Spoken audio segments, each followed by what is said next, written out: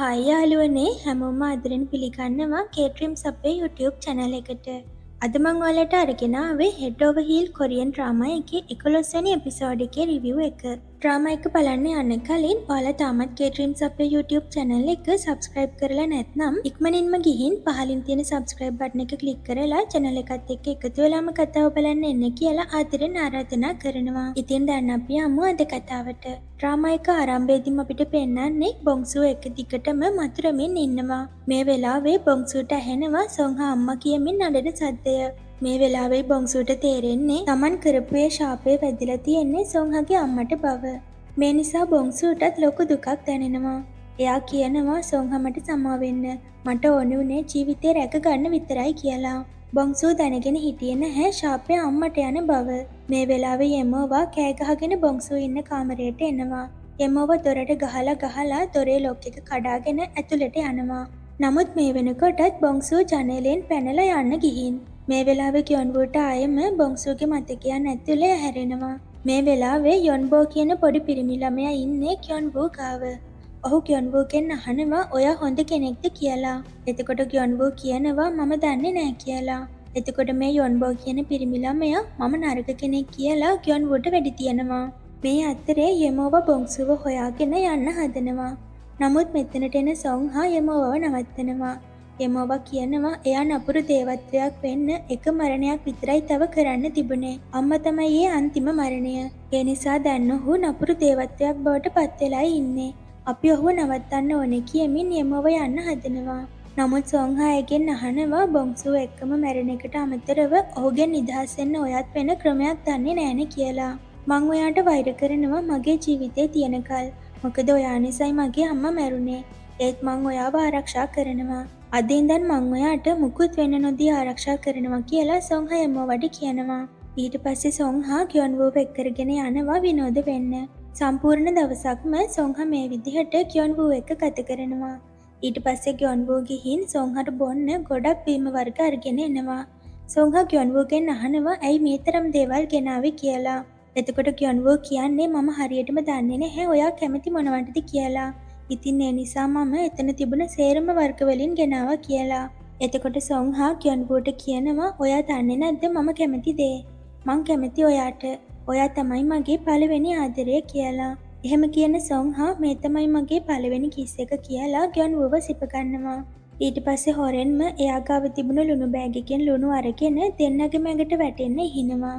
සොන්හා යොන්වෝට කියනවා උපාධි ප්‍රදානෝත්සවයට කලින් මම ආපහු එන්නම් කියලා. යොන්වෝට දැන් සිහිය නැහැ. සොන්හා යොන්වෝව මේ පුටුවෙන් තියනවා.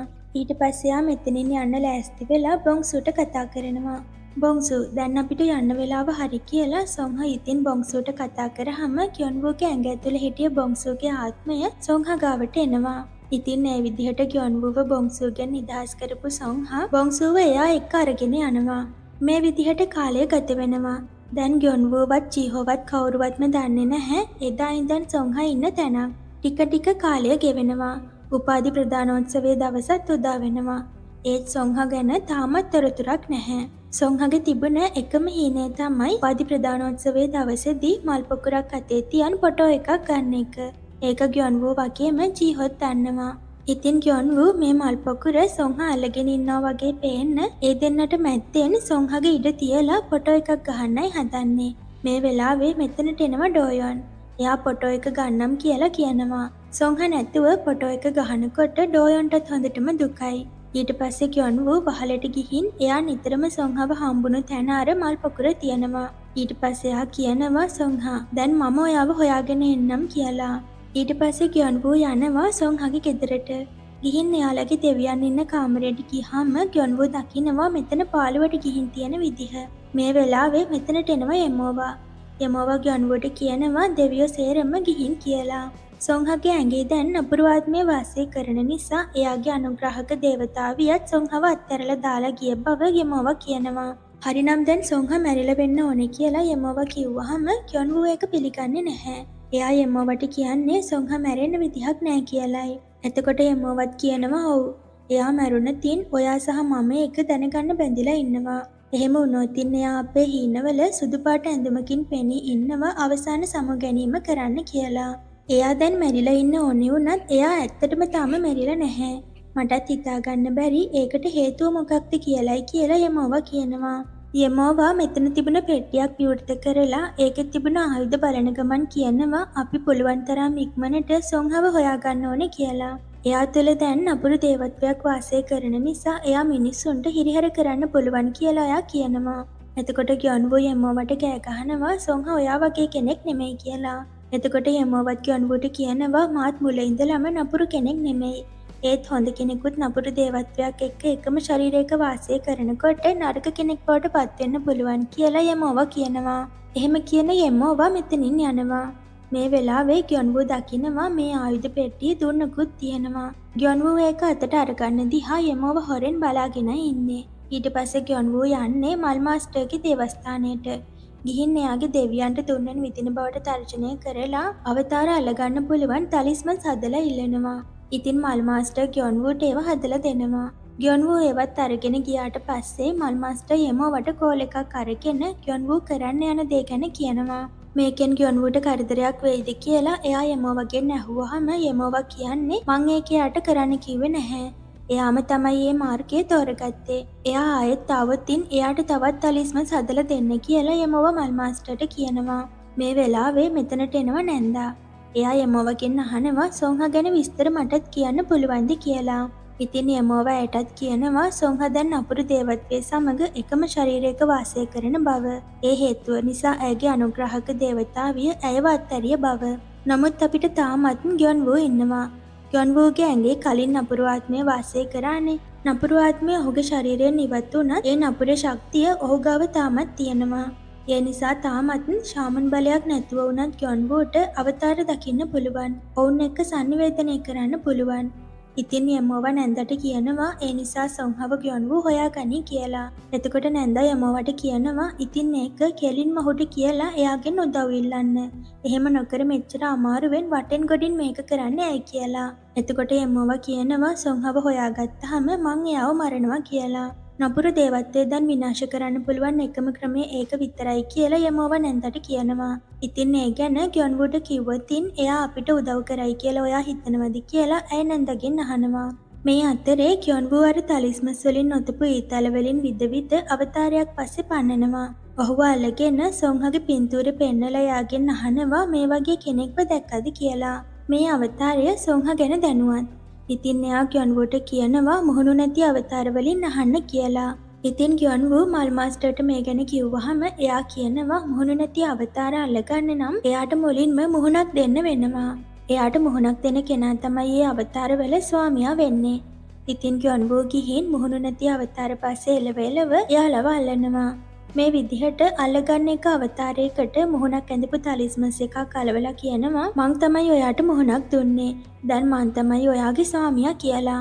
ඉතින් ග්යොන්වු මේ අවතාරයට අණ කරනවා සොංහව හොයාගන්න. ඊට පස්සේ ග්යොන්වු යනවා එයාගේ ක්‍රීඩා ගුරුතුමා එක්ක පානයක් ගන්න.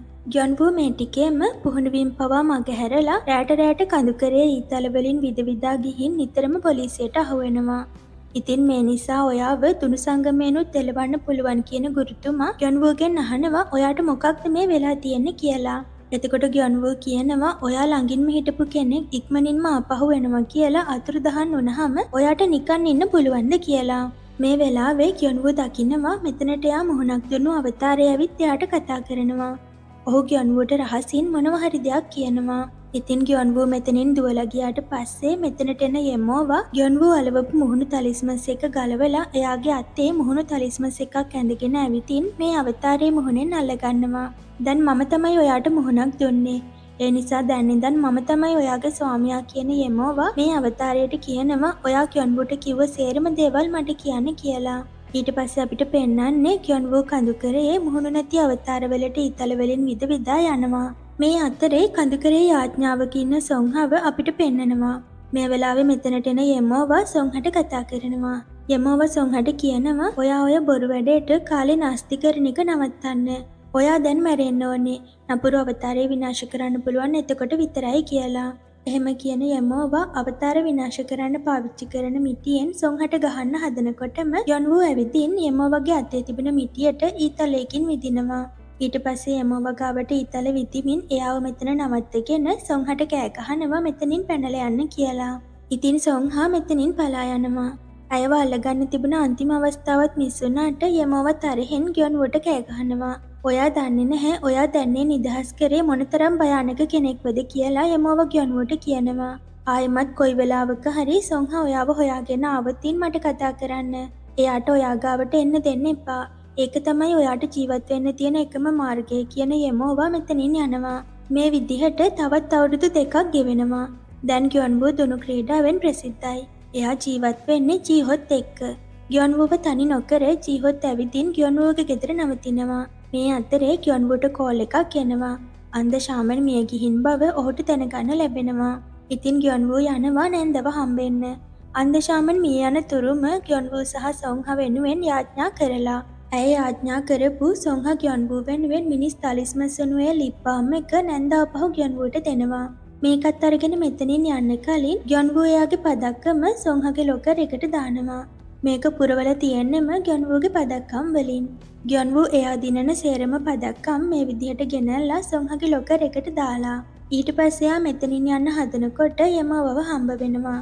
මේ වෙලාවේ යමෝව ගියොන්වුගෙන් අහනවා ඔයා අමුතු සිහින එහෙම මේ දවස්වල දැක්කේ නෑ නේද කියලා.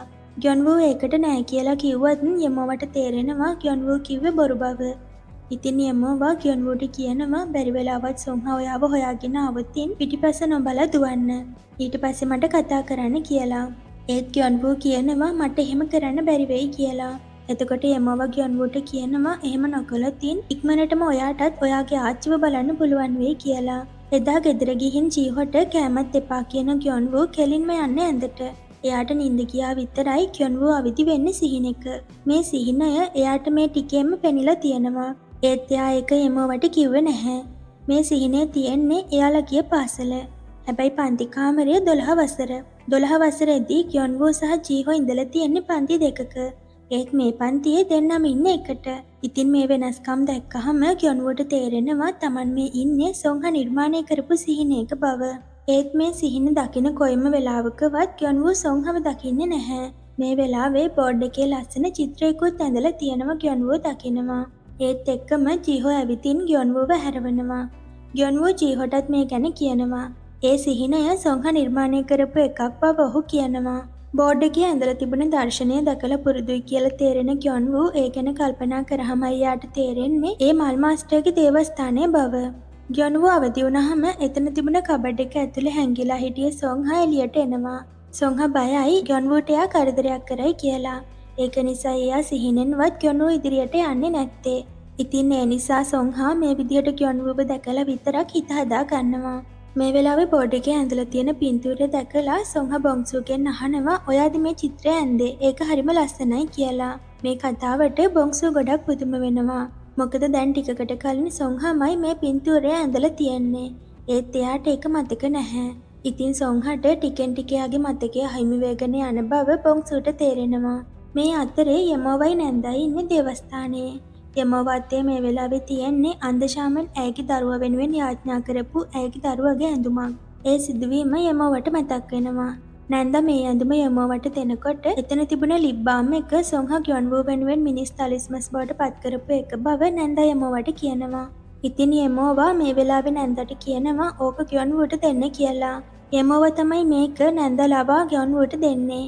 යමෝව හිතනවා මේ දෙන්න අතර තියෙන මේ බැඳීම භාවිතා කරලා සොංහාව අල්ලගන්න පුළුවන් වෙයි කියලා. මේ අතරේ සොංහා ඉන්නේ මල් මාස්ටර්ගේ දේවස්ථානයේ. හැබැයි මේ ඉන්නේ බොන්සු. එයා මල් මාස්ටර් හම්බ වෙන්න ඇවිත් ඉන්න වෙලාවෙම ගියොන්වුත් මෙතනට ඇවිදින් මල් මාස්ටර්ට කතා කරනවා. ගියොන්වුගේ කටහඬ ඇහුණ ගමන් අඳුරගන්න බොන්සු ඉක්මනින්ම ගිහින් මෙතන තිබුණ පෙට්ටියක් ඇතුලේ හැංගෙනවා. ගියොන්වු මල් මාස්ටර් එක්ක කතා කරමින් වැඩි කාලයක් මෙතන ඉන්න නිසා දැන් බොන්සුට පෙට්ටිය ඇතුලේ ඉන්න අපහසුයි. ඉතින් එයා ඇතුලේ දඟලන්න ගන්නකොට මේ ශබ්දය ගියොන්වුට ඇහෙනවා. මල් මාස්ටර් ගියොන්වුව නවත්තන්න හැදුවත් පෙට්ටියේ කවුරු හරි ඉන්නවා කියන ගියොන්වු එතනට යනකොටම බොන්සු පෙට්ටියත් අරගෙන එළියට එනවා. එකපාරටම ගියොන්වුට කකුලෙන් පහර දෙන බොන්සු මෙතනින් පැනලා දුවනවා. ඉතින් ගියොන්වුත් එයාව අල්ලගන්න දුවලා අමාරුවෙන් අන්තිමේ ඔන්න ගියොන්වු එයාව අල්ලගන්නවා. මේ වෙලාවේ බොන්සු නැති වෙලා සොංහා ආයෙම මතුවෙනවා. එයා එකපාරටම ගියොන්වුව සිප ගන්නවා. ඒත් වැඩි වෙලා යන්න කලින් ආයෙම බොංසූ මති වෙලා ග්යොන්වුව පැත්තකට තල්ලු කරනවා. ග්යොන්වු එයාට සොංහ කියලා කතා කරාම බොංසූ ග්යොන්වුට කෑ ගහලා කියනවා තමන් බොංසූ බව. ඉතින් මේ සිදුවීමත් එක්ක හෙඩ් ඔවර් හීල් කොරියන් ඩ්‍රාමා එකේ 11 වෙනි එපිසෝඩ් එක ඉවර වෙනවා. ඉතින් 12 වෙනි එපිසෝඩ් එකේ රිවිව් එකෙන් ආයෙම හමු වෙමු.